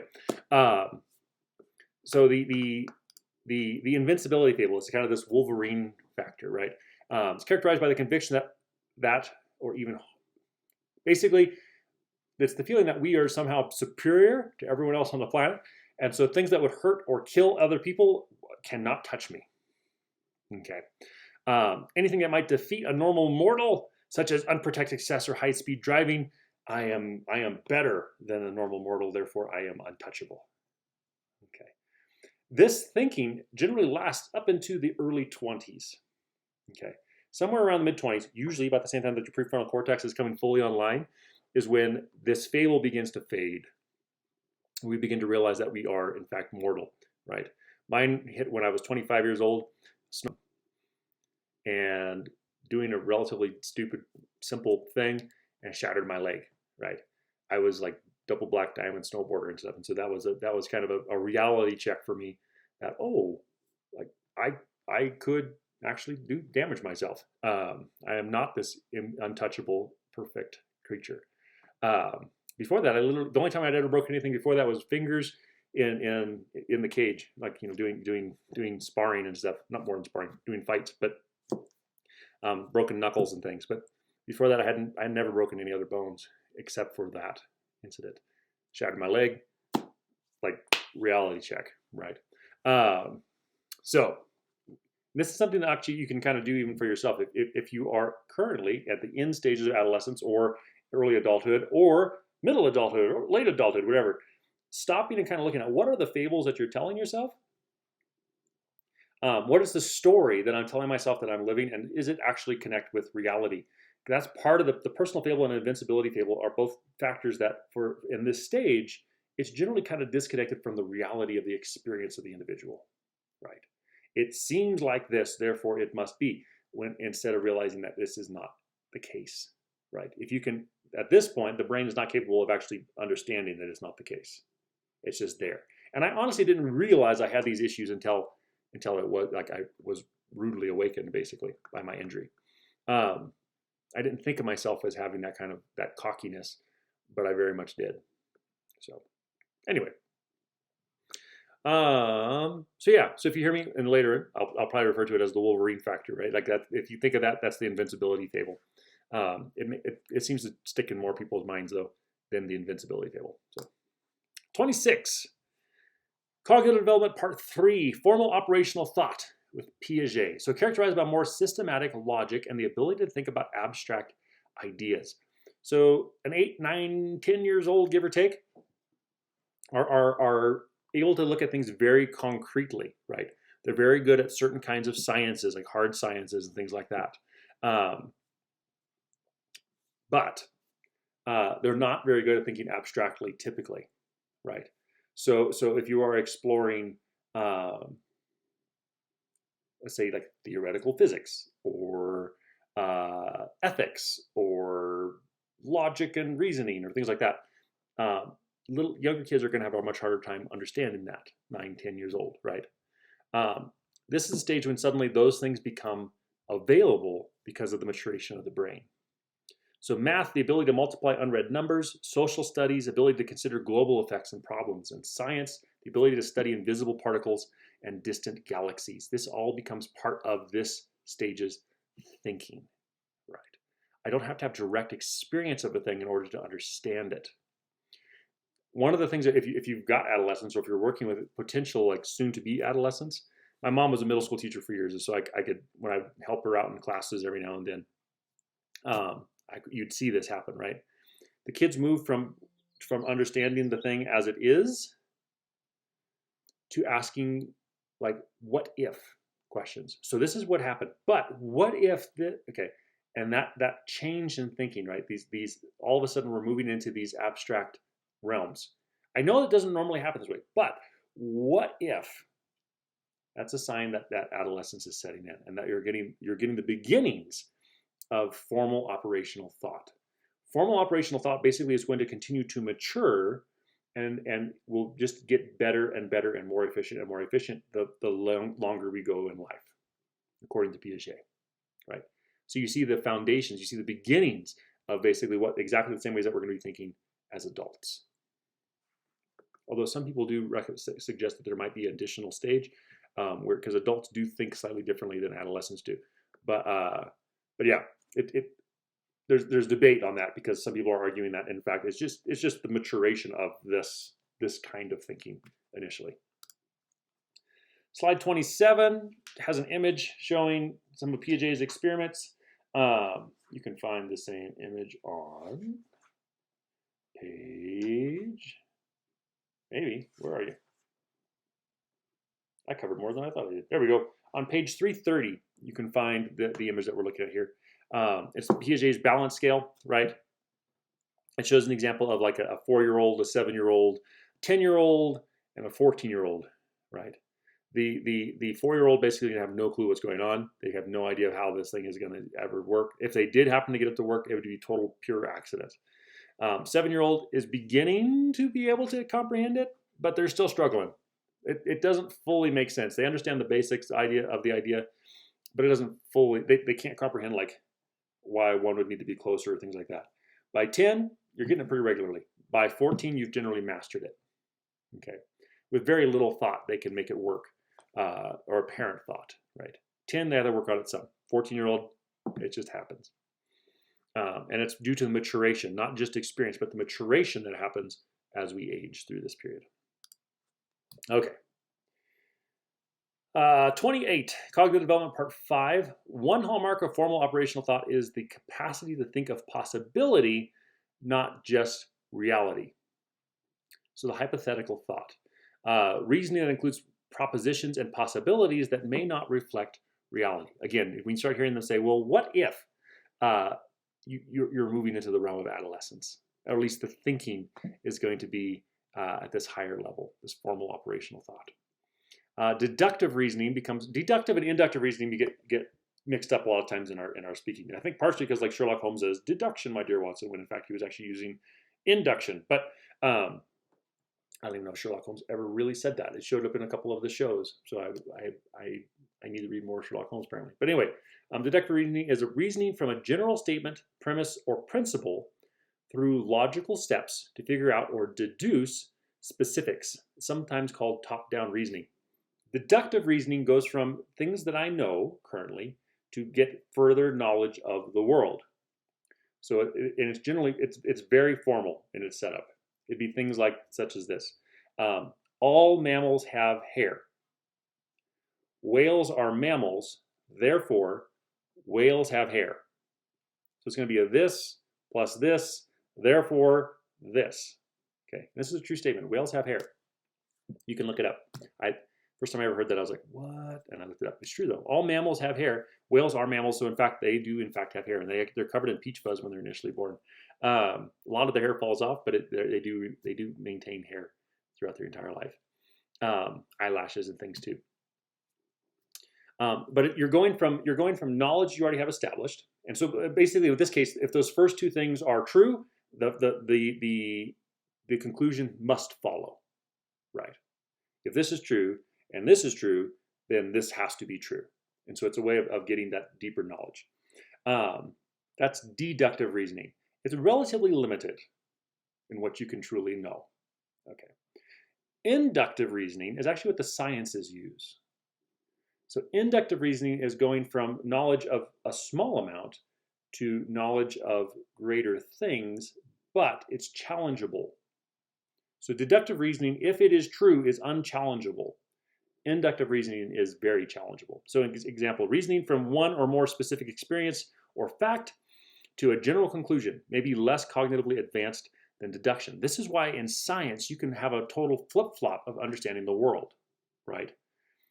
We thought that Newton had everything all figured out of what made everything work as far as like the galaxy and the universe and all these kind of things. And then along comes Albert Einstein and basically destroys a bunch of Newton's ideas, okay? Or at least puts a whole new spin on it that we didn't realize. And because of that, it overturns that dynasty of Newtonian thinking. This is bottom-up reasoning, right? We're like, with the knowledge we've got, this is the best conclusion we can come to. But we know that at any time it could get overturned, right? Right now they're actually looking at this, was Albert Einstein actually accurate, or does some of his thinking actually need to be overturned for a deeper understanding of how the world works and how the universe works? You know, it's inductive reasoning is going to be what we typically use on a day-to-day basis much more often than deductive reasoning. It's kind of how we shape the world around us, how we come up with the theories that we have about why things do what they do, right? Well, every time I've done it so far, this has been the case, and so therefore that must be how it is. Inductive reasoning. You go from a small sample and then apply it universally versus universal knowledge and apply it to specific examples. Okay. If you really like that, if that didn't make your brain hurt too much, you can look at taking the logic class, Philosophy 113. That's all Philosophy 113 basically is looking at deductive and inductive reasoning and all that kind of stuff. If you really enjoy math, you might really enjoy that class. But anyway, that was a class that made my brain hurt when I took it. I took it at graduate level, though, so it made my brain hurt even more. 29, Cognitive Development Part 6, Dual Processing. Two networks exist within the human brain. one for intuitive emotional responses and one for analytical reasoning. And this is where you get the idea of like the left brain, right brain kind of thing. Left brain, it lends itself to the analytical reasoning. Okay. Both sides of the brain are engaged in it, but the left brain is where the parts seem to be more dominant. The intuitive emotional responses are going to be more right-brained. When you got like a gut feeling or things like that, right brain side of things. Every individual will be more or less likely to use one side or the other. You're going to find very few people that are just evenly spread between the two. So most people, like you're going to lean toward the analytical reasoning, or you're going to lean toward that intuitive experience of life. Both are good. Both should be used, and that's the hard part there is understanding which one should be used in which situation. Right. Personally, I lean toward analytical reasoning, as I lean left literally, and so if I have a choice, I like to use that as much as I can. But I also know there are times when intuition is going to be actually superior in a certain situation. So understanding which to use when is part of the challenge of navigating adolescence. Okay. 30, cognitive development part 7. Adolescents are more likely to be intuitive thinkers because of uneven brain maturation. The right side of the brain, the part of the brain that basically is connected to emotion, matures faster than the part of the brain that is connected to cognitive or the logical, more analytical reasoning side of things. Okay. So they're going to follow their gut much more often than they're going to follow the logic. Parents and teachers prefer to slower analytic thinking, which that's kind of the go-to, right?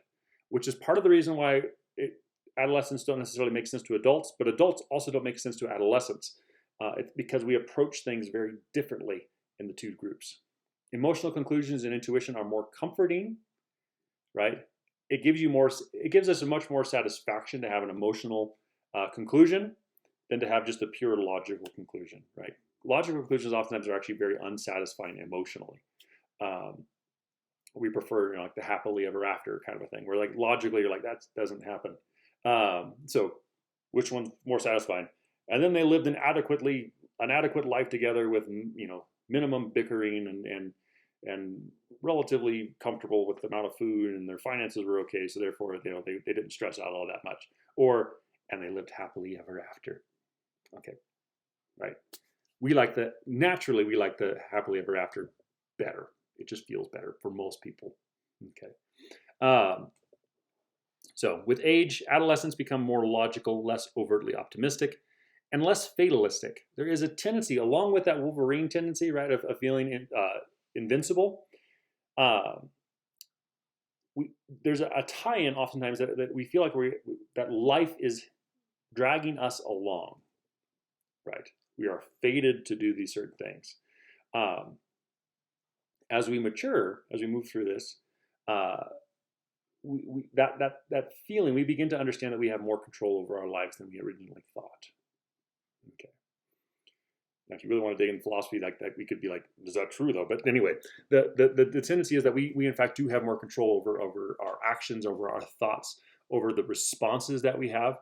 In fact, cognitive behavioral therapy is basically built off of this idea of rewiring our way of approaching things and the stories that we tell ourselves, right? How do we see things? How much control? Like, I can actually choose to use different emotions in certain circumstances. That realization begins to happen as we move through adolescence. The tendency toward being overtly optimistic also will be reduced with experience, which might be a little depressing. But the fact is that like the tendency in puberty is or in adolescence is to expect things to always turn out for the best, right? Reality is it might or it might not, right? It's not set in stone. The good guy doesn't always win, right? And those kinds of things. And so with that, as logic begins to take in more of a role, there's a tendency to become a little bit more of a realist. And in some cases, the pendulum might swing to the point of being even a pessimist, but then hopefully it'll swing back to the more realistic balance between the two. Okay. Best case scenario, though, you lean toward optimistic with a more realistic lean, so it doesn't just, you don't just get wiped out by the world, when the world doesn't go exactly how it should. Okay. 31, cognitive development, part 8. Social context, experience, and training in statistics and linguistics that emphasize logic become major influences on adolescent cognition. Basically, the more experiences you can have that encourage that left brain thinking, that logical part of things rather than intuitive, the better for your brain's development. Okay, so getting put into things like linguistics, where you're learning how language really truly works, statistics and those kinds of parts of math that force you to think more logically and more rationally. Those things will help shape you in navigating the world as you move closer and closer to adulthood. 32, cognitive development, part 9. Does adolescent thinking have merit? So teenage irrationality and impulsivity may be blamed on different priorities rather than a way of thinking, right? Some people are just like, they're just focused on fun and blah, blah, blah, right? To some extent, it's true. Right? The adolescent brain, in a lot of ways, actually is focused on fun. Fun being new experiences. And the bigger the experience, the better as far as the adolescent brain is concerned. Right? So hormones in brain are less attuned to long-term consequences. There's a reason why typically a 17-year-old kid is not saving for retirement. Oftentimes, for one thing, a 17-year-old kid, there's a good chance that if you ask them when do you think you're going to die, they're going to say, I'm going to die young, right? I'll be lucky to make it to 30, they might say. And so that idea of long-term they're very much a creature of the now, of the present, with maybe tipping back into the past sometimes, right? They might pull up an old memory that's annoying to them or whatever, or they might lean forward into the future to some extent. But for the most part, they're in the moment. Okay.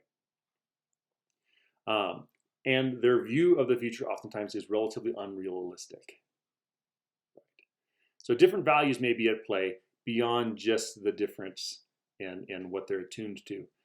So there's a lust for excitement, responsiveness to peers, and willingness to explore new ideas may be adaptive in some contexts.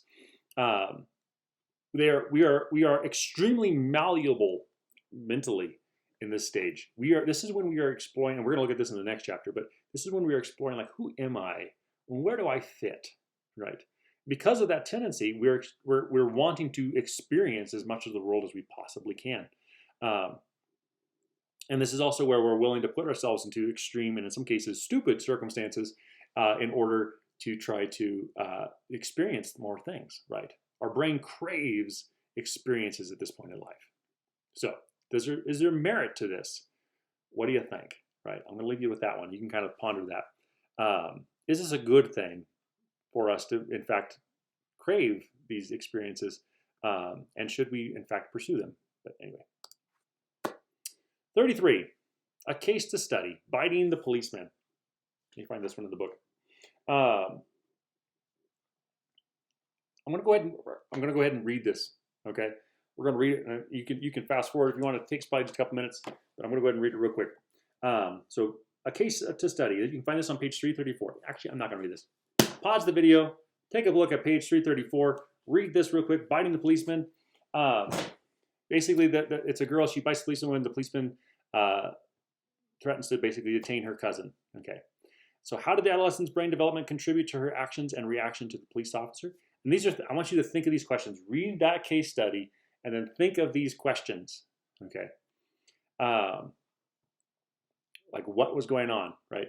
How did the adolescent's brain development contribute to her action and reaction to the police officer?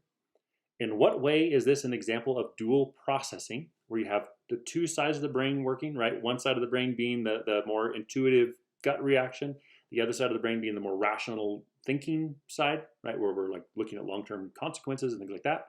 And then what role did the adolescent's previous childhood experiences play in her reaction to the police officer? I want to go ahead and you read that. Think of those questions. Pause the video if you want right now.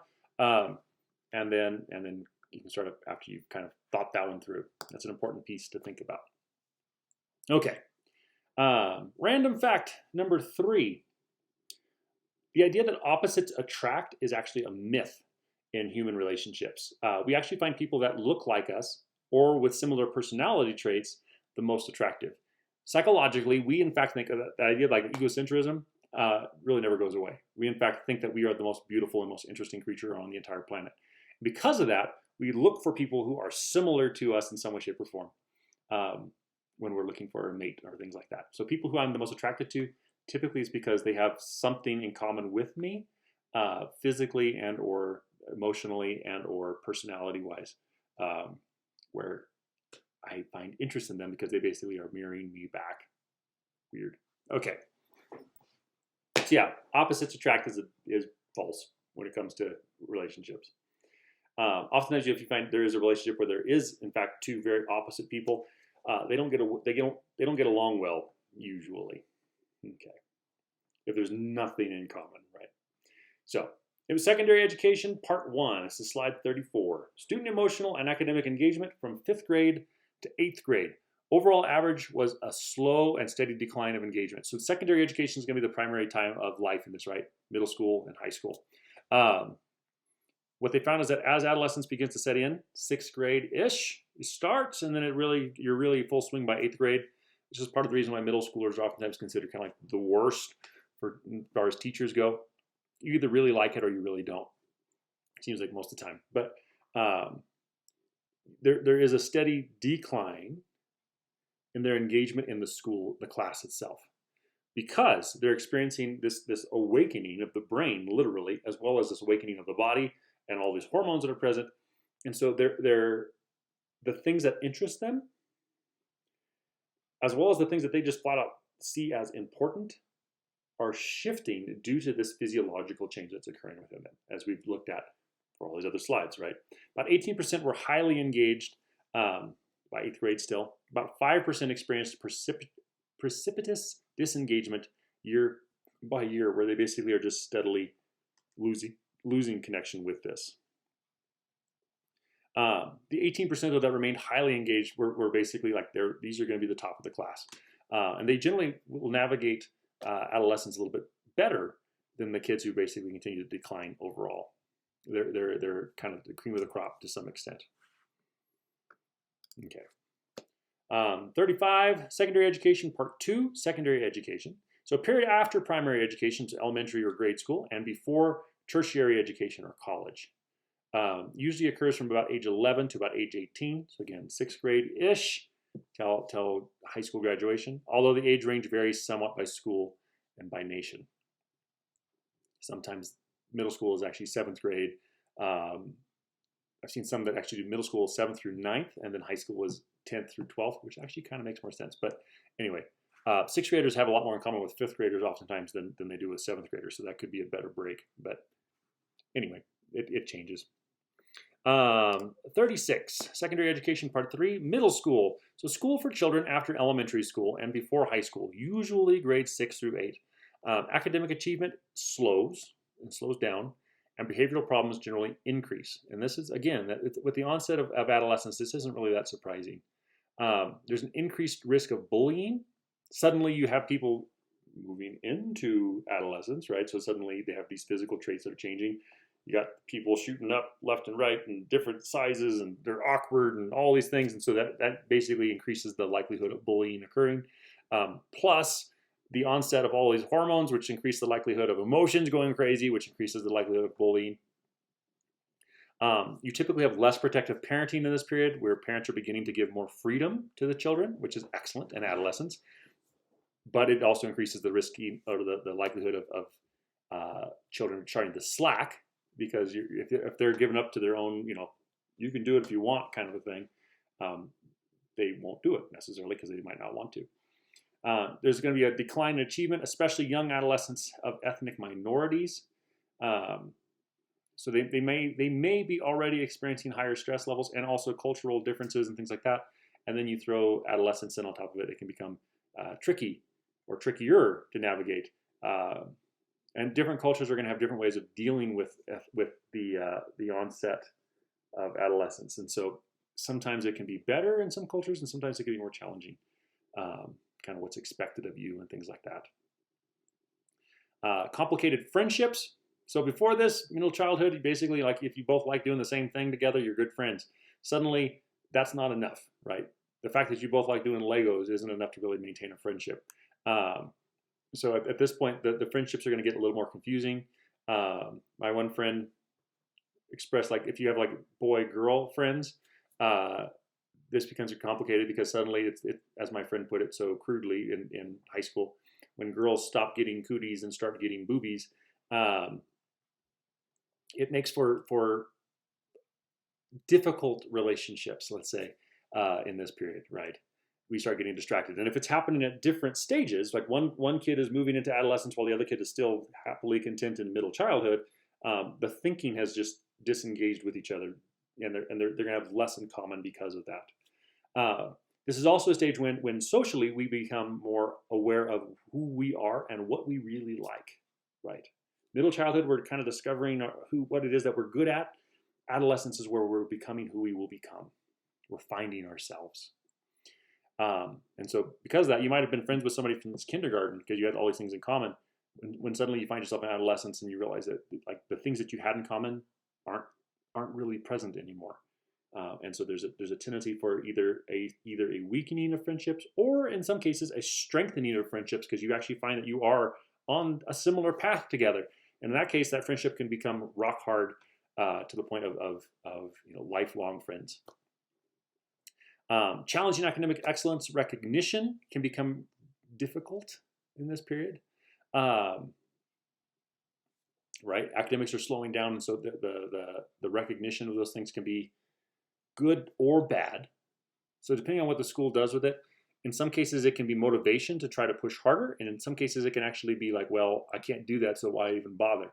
And actually kind of or turn off their desire to learn better.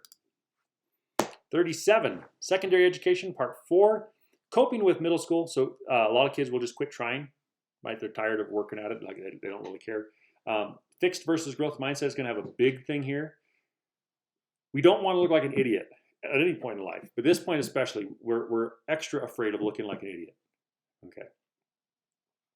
If I have a fixed mindset where it's like, I can't do this, I am likely not going to pursue it if I can't already do it. On the other hand, if I have a growth mindset, which is I can't do it yet, but with practice I can get good at this, I might not want people to know that I'm doing it right now, but I will be more likely to pursue it even if I'm not good at it already, right? Because I recognize that if I keep practicing, I can get better at whatever the thing may be. Problems related to increased technology. Technology on one side can make things much easier. On the other, it can also produce a large amount of distractions and issues. So video games are the distraction point, right? Where all of a sudden you just maybe want to spend your time playing Skyrim or something like that instead of, or Black Ops or whatever, instead of engaging in real world stuff that actually is stressful. Or it can also be something that causes much more stress, like social media things, where suddenly you have this massive group of people that you are able to basically be observing and as well as being observed by. So increased chances of cyberbullying and things like that also make things more difficult. 38, opposing perspectives, digital natives. So is technology a blessing or a curse? Technology provides such things as tools for learning and medical monitoring, which is awesome, right? There's so much stuff today that we have that even 30 years ago, when I shattered my leg, the surgeon who did the surgery was like, how badly my leg was broken. 30 years ago, if I would have had the same break, they would have probably amputated the leg right below the knee. Instead, my whole leg is still there. It does some weird things every now and then, nerve-wise and stuff, but it's still all there. They're able to tie it back together, basically. I have a lot of metal in there, but it's still tied together. So big benefits in those ways, right? The amount of information that's available to us, the fact that you're doing this with a video right now, right? These wouldn't have been available. You'd have to go, when I was in college, I took a online class. And I had to go to the library and get DVDs every week for the lectures and things like that. Right, it really wasn't online. I would turn my papers in through email, but that was like the big ooh of the day. Yeah, much different today. But on the other hand, so that's all good. It also may facilitate cyberbullying, sexting, online harassment, predation, and internet addiction. We'll look at sexting and things in the next chapter. But it opened up a whole new area of things that weren't an issue when I was a kid, because it wasn't a possibility when I was a kid, right? If I wanted to send a naked picture, I'd have to like take a picture of myself, go to Walmart or geez, wherever the place was that to get things, Kmart and things, get your film processed, which means that they'd all get to see you, buck naked, and then you take those pictures and you have to actually give them a picture of yourself. And that, who would do that? Now, your phone, and you got it, and away you go. So there's a lot of issues that are potentially there. Internet addiction almost always occurs with other disorders. It oftentimes is not a standalone issue. It can be a big red flag, though, for other issues that a person is struggling with. Often internet addiction is a coping mechanism to deal with the struggles of life outside of that. Okay, 39. View from science, computer system as a symptom. If you look at, let's see, page 339 and page 340 to 341, you'll get this information. So there's a couple different arguments for this. Psychoanalytic theory, this can be like Freud and Erickson. They say that mental health problems arise from deep conflicts, and thus internet use is a symptom, not the problem, right? It's a sign of the deeper underlying issues that the person's having. Behaviorism says that behavior itself may be the problem, right? You might be addicted to the action or the behaviors of getting online. Like the reason you check Facebook or Instagram or whatever every day, all the time possibly, is because you're looking for that little reward of it's like a gambler, right? Every time I check it, sometimes there's somebody who liked that thing or whatever. So it programs us to continue doing it. Basically, it's a very similar addiction to gambling. And that would be the behaviorist's view. Evolutionary theory is that an enduring need to connect drives behavior. So we are driven into social media because it gives us a place where we can connect with people, or at least gives us the false feeling of deeper connection with a tribe of people. Now, in some cases, it's a true one, right? And in some cases, you might be in an environment like a very small community where no one else really connects with you. You just don't have anything in common with them. But so you can find your tribe online, which that can be a big benefit. But for a lot of people, it ends up becoming more of a stress factor rather than a positive influence there. 40, secondary education, part 5, high school. Many of the patterns and problems of middle school initially continue in high school. Freshman year doesn't necessarily fix it. After maturation reduces sudden growth and sexual impulses of puberty, adolescents are better able to cope with school. So typically by 15, 16, 17-ish, we're settling. We're beginning to settle in. The brain has matured a little bit more. The massive hormonal blast that initially set in with puberty is reduced. So with that, we're able to function a lot better. After maturation, by the end of the high school years, most adolescents are increasingly able to think abstractly, analytically, hypothetically, and logically, as well as subjectively, emotionally, intuitively, and experientially. They're able to integrate all of these different forms of thinking into their day-to-day lives. 41, college-bound, secondary education, part 6. In theory and sometimes in practice, high schools promote students' analytic ability. I would say more in theory, oftentimes very rarely in practice, unfortunately. We're not taught how to think. We're taught how to regurgitate, which is not necessarily a good thing. It's not a bad thing to be able to just store away information, but it's also not a good thing if you can't do anything with it. So learn to think. In the United States, an increasing number of high school students are enrolled in classes that are designed to be more rigorous and that require them to pass externally scored exams, such as AP and IB courses, advanced placement, and the like. This is a pretty significant increase. That was as of 2016. Those numbers were the cases. If you compared about 1/3 of the students doing it compared to a little less than 1/5, about 19% back in 2003, you can see there's a significant increase there. All right, slide 42, secondary education, part 7, high stakes tests.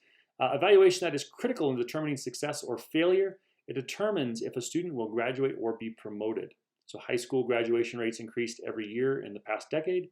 2016, 83.2% of US high school students graduated, which sounds like not that great, but when you compare it to previous decades, it's actually a pretty drastic improvement overall. Many East Asian nations have begun to phase out high stakes tests with local autonomy is beginning to increase. So in East Asia, they found that one of the main factors of suicide rates in adolescents specifically was these high stake tests right before they were given and right after they were given. they had a giant spike in adolescents committing suicide because of the stress that was put on them. Basically, if you didn't score well on the test, it was considered like dishonorable, and you'd be sent to a school that was inferior. If you scored really well, you go to the very best schools, extreme honor on your family and all that kind of stuff. So with that kind of traditional thinking combined with these high stakes tests, it led to a lot of stress on these adolescents, which is why they're decreasing the use. 43, secondary education, part 8. This is the dropout rate. Hispanic Americans used to be the #1 group that would drop out, specifically the male Hispanic Americans. They dropped out above every other group, basically, historically. And over the last couple of decades, we've seen a significant decrease in that, where they're actually coming down close to the average, just as an average overall. So Hispanic Americans, African Americans, and European Americans were traditionally the most likely to drop out, with Asian Americans being by far the least likely to drop out. Yeah, so mostly good, right? We are improving overall. That's a good thing. 44, secondary education, part 9, alternatives to college. So 1/3 of U.S. high school graduates do not enter college. There's a whole bunch of reasons why. And in fact, I would actually say that that's probably a good thing, right? Our culture has been shifting to some extent where a lot of jobs, like the bachelor's degree is kind of becoming like the new high school degree. But with that movement, there's been a movement away from jobs that are just skill jobs, right? Like if you want to become like a diesel mechanic or a welder or something like that. And those jobs are actually in higher demand now than a lot of times people getting these college degrees. What a lot of times is happening too, though, is we have a flood on the market with college degrees. So oftentimes, even if you are now, you have a college degree, yay, but the pay that you can get with this job, because there's so many people going for that same job, has been decreased significantly. And so the benefits of a college degree are less than they were 30 years ago, unfortunately. Doesn't mean it's totally wrong, like especially if you're going for something like engineering or something where you have a distinct idea of what it is you want to do, where you want to go, or psychology or something like that, right? It can be very beneficial. But just be aware, if you're going for kind of a general college degree, the competition can be pretty brutal once you graduate. So kind of keep that in mind. Anyway, yeah, about 3/4 who enter community colleges do not complete an AA degree in 3 years, and that's proven out. A PCC is one of those that I've seen those numbers. I've been at PCC for about 10 years now, so I've been able to kind of see the ebbs and flows of things, and typically most people don't make it to graduation in that 3-year period. The goal is to get people graduated in 2 years, 3 years at the most, but a lot of people take 4+ years to get through. Only 37% of U.S. young adults have a Bachelor of Science degree, and high school graduates are unprepared for jobs because the high schools basically are not giving them the skills that are needed when entering the workforce. A lot of times when you come out of high school, you feel like you don't have any skills at all, right, nowadays.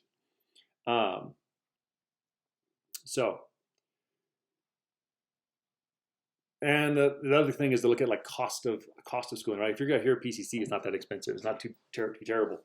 But if you're going to like a big university and you're going to be $100,000 in debt, will the payoff be worth that debt? So those are things to take into consideration when looking at schools beyond high school and beyond community college. Slide 45, but before we do that, I'm going to throw out my last random fact. Llamas are oftentimes used as sheep guardians. So there you go. Llamas are actually oftentimes better than guard dogs. Llamas are known for killing even things like coyotes and in some cases even mountain lions. Donkeys are also another one, but anyway. Llamas specifically are the one I'm talking about. Measuring practical cognition. PISA, or Program for International Student Assessment, is the international test taken by 15-year-olds in 50 nations that is designed to measure problem solving and cognition in daily life. So they're trying to kind of get a feel for the worldwide side of things, and then that way we can compare and see who's doing better and who's doing not as good. U.S. students performed lower on the PISA compared to many other nations, which seems to be our trend, right? We are not competing as well as we technically should be. The PISA and the international comparisons of high school dropout rates suggest that U.S. secondary education can be improved, especially for those who do not go to college. A lot of countries are setting up a thing where if you are college bound, there's one academic path you'll take.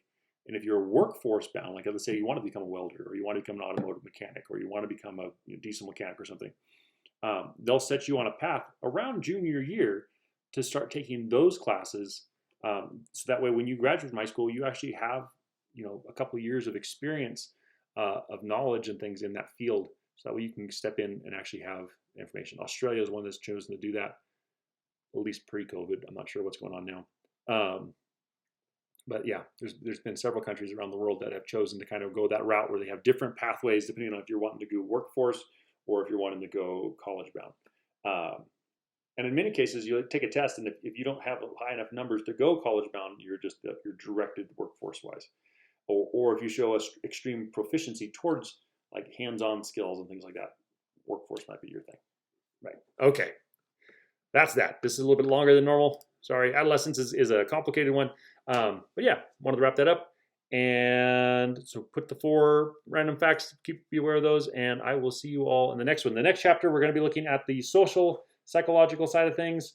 So just continuing on in chapter 10 with adolescence. If you have any questions, message me. Don't forget to do the quizzes, and I will see you all in the next video. Have a good one.